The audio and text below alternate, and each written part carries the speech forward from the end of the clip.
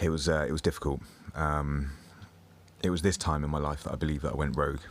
So far I'd been plugging into the system, and I had played by the rules as much as I could, and I benefited, and I got the parole, and I got out. This time I was much more anti the system and much more pushing against it. I lost trust in the system this time, and it never came back. Exeter Prison is a remand prison where you spend your first few weeks or months if you haven't been sentenced yet. You can spend months in there waiting to go through the court system, or while the police try to build a case against you. I met all sorts of characters in there, from the addicts that you see coming in day to day on little shoplifting cases, to the big time armed robbers and criminals and murderers that are quite often still going through their cases and in there for months at a time while the police try to build something against them. The addicts used to find me funny. When I was out on the exercise yard, and I'd be talking to them about what you're in for and what they're in for and stuff. These little gangs of addicts and things and smackheads and that, they used to find me funny because I was in there, because I would commit crime for money, whereas they would commit crime for money to pay for drugs. They just found it really odd that I'd be in there committing crime just for lifestyle rather than for addiction. So yeah, like I said, I've basically been spent my first the other 2 years of my sentence playing by the rules. I'd been using that carrot of the parole in front of me to behave. Maybe I'd smoked about a spliff or something like that. Nothing else. I'd behaved very much apart from that a couple of fights I got into. So now all that good work had been undone, and I was back in the system again. Everything about being back in prison depressed me. I was already technically sentenced because I'd already been sentenced for the armed robbery, and I was just back on my licence for that. So I bypassed the induction, and I went straight onto the main population. I remember this time being a time of shitty cellmates that I had, and it was quite a time of chaos and torment. It's a real roll in the dice, especially in a remand prison, who you're going to get as a cellmate, because you could really have someone who just, literally just been in a shootout with the police, or you could have had someone who's been beaten or anything like that, and then they're suddenly in a cell with you. They could have killed someone hours ago, and now they're in a cell with you. And you have to deal with that. And sometimes you get great cellmates, and you can have a really good time, or other times you get people that you really just butt heads with, and it doesn't work out. I remember this one being, one of the times where I just had a series of crappy cellmates, drug addicts, homeless people, all sorts. I moved cells a few times. I went through a couple of lazy and dirty and aggressive cellmates.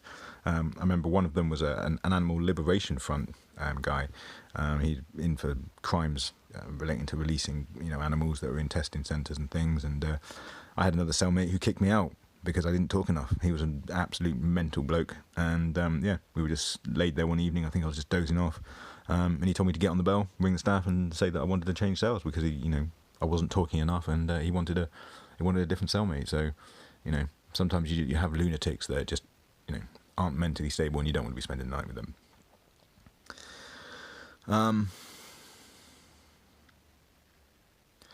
A note came through the door after a few days of being in one of these cells, saying I was going to be shipped back to Portland again. Now, this wasn't the case. This shouldn't have been happening, because I was supposed to be in court for the shoplifting offence in the next couple of days. So I shouldn't have been being shipped out. But as I was on my licence for armed robbery, technically I was already sentenced, and the computer system was telling them that I should be on the list to being shipped out.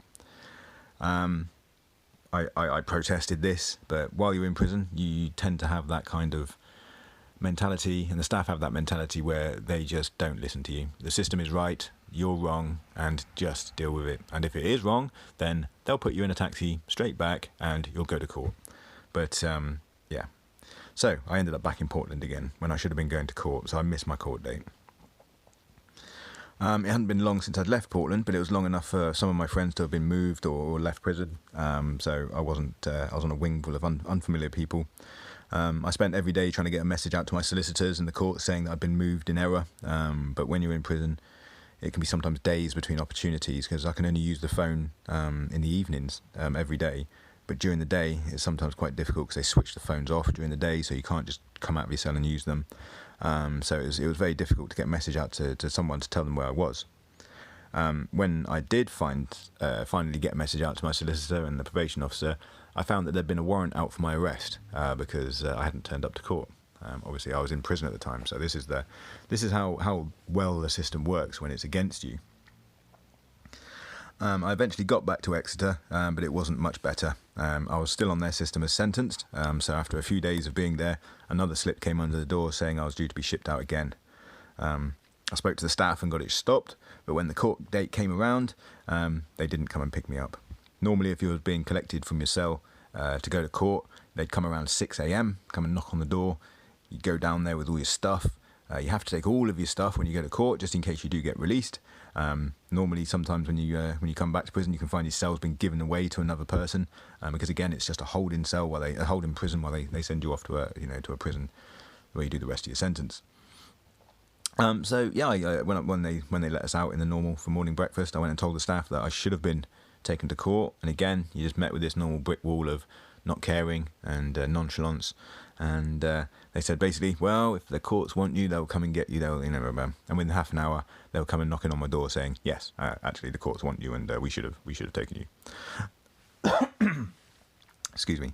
I was the only one in the van at the time because it was their fuck up. So just as I was leaving the prison, we were just gearing up to go through the last set of gates to go out through the wall.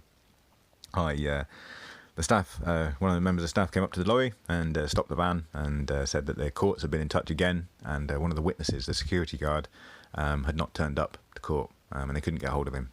So the case wasn't going to go ahead anyway at this point, so it's going to be delayed for a bit.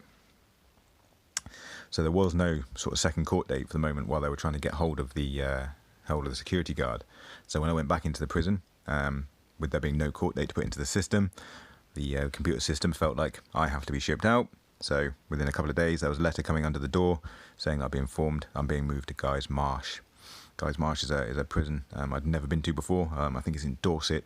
It's well out of the way of where I normally live in the southwest, and it wasn't ideal.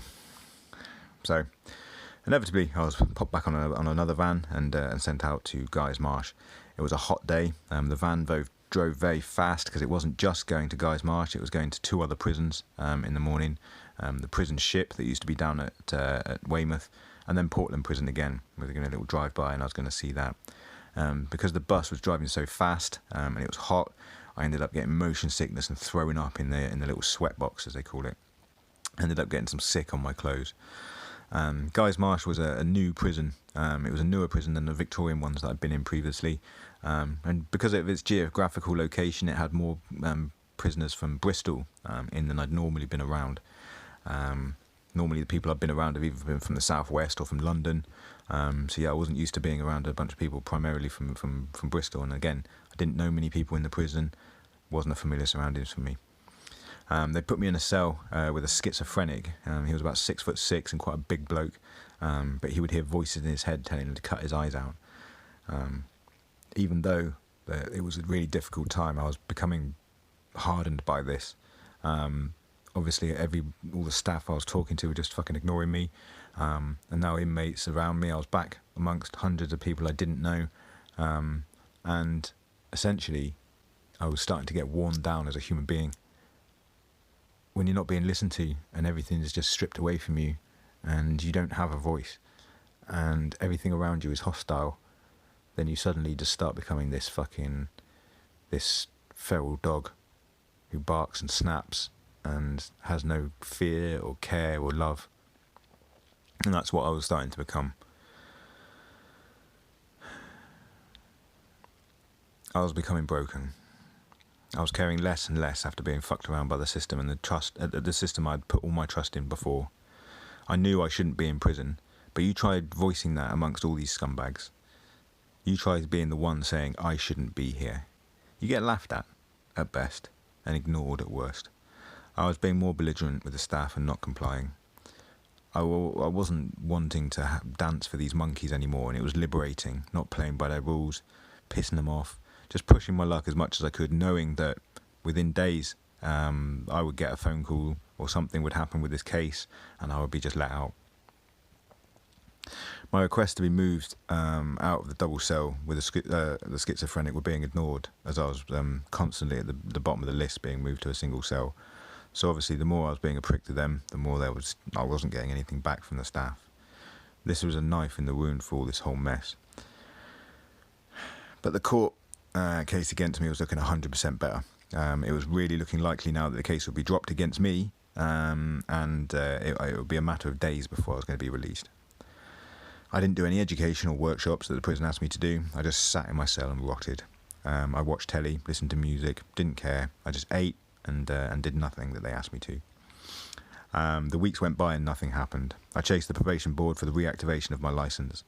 Again, due to the odd circumstances of my recall to prison, I fell between the cracks for the normal process. My file sat on someone's desk at the probation service, waiting for a manager to make a decision on what to do with me. Probation have the attitude that you must have been doing something wrong for there to be a reason for me to be in prison. Getting them to overturn their decision is akin to turning the tide, even though the judge had deemed I did nothing wrong. So I stayed in prison for a further month or so while they tried to reinstate my licence. Your licence is basically a contract. It says that you have to behave and stay out of trouble, and then you can stay out of prison for that last part of your sentence. Probation felt like I wasn't keeping to the spirit of my contract by hanging around with people who were shoplifting. Our argument was that it was a spare-of-the-moment crime that I did not actually commit, and a judge had dropped the case against me. Eventually my licence was reinstated, but not before a final piss take. They came to me with a fax on a Thursday afternoon and that said I should have been released immediately. But due to the time it took to release me and getting the paperwork done in the prison, I'd have to wait another day or so. And with it being a bank holiday, that became another 4 or 5 days. I kicked off, but not as much as I should have done. They agreed to let me out on the Tuesday after the bank holiday, but in reality, I should have been kicking off more and got them to release me that day. But I didn't. I was so relieved for this all to be finally over, I didn't even push them to release me immediately like the fax had said. Rather than them sending me back to the area where I was from, I was being moved to a different area, Plymouth. It was a different county from where I lived, but still close by. I thought it would give me a chance to make a new start. But it didn't really. It just gave me a chance to spread my wings. I'd made contacts in prison who were good lads.